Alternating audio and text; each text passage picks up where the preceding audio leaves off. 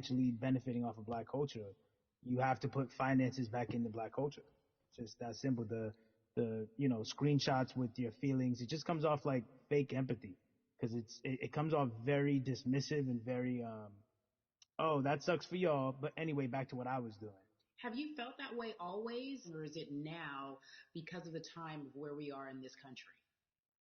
I've always had the feeling. I think now it's just obviously elevated. It's a new level, and there's new, it's to the point now where you can't.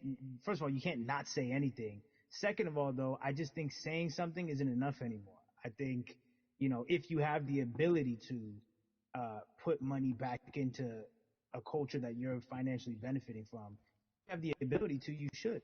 It's interesting that you talk about it in that way because some people do believe that silence is the best way to go because it's hard to talk race, especially if you're white and you're in the black culture.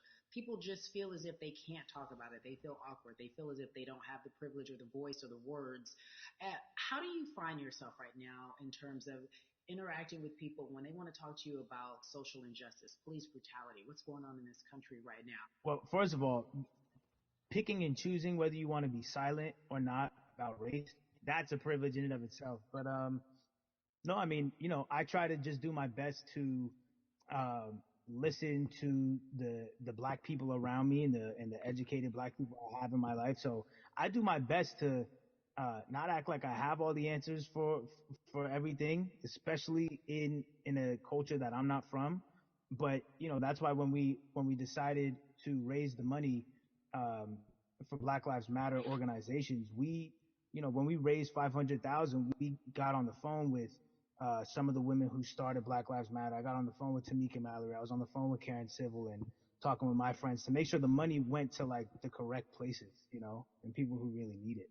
It's just about listening. That's all. It's about listening. Let's talk about that for a moment because the way I think of activism, for me, it looks very differently. It's not necessarily just protesting on the front lines. I think that's great. But what about being an activist in the way in which you have decided to be one? What inspired you? What did it look like? You said you raised money for Black Lives Matter. What did you do? Mm-hmm. Walk us through everything that you did and how you find yourself in this moment right now. So for me, it was 3 years ago. I had like a string of festivals, and I decided that I was going to wear T-shirts with a message on them because I figured, what better, what better time to use a platform than in front of a bunch of people.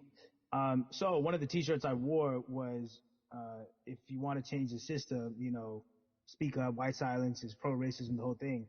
And it didn't really like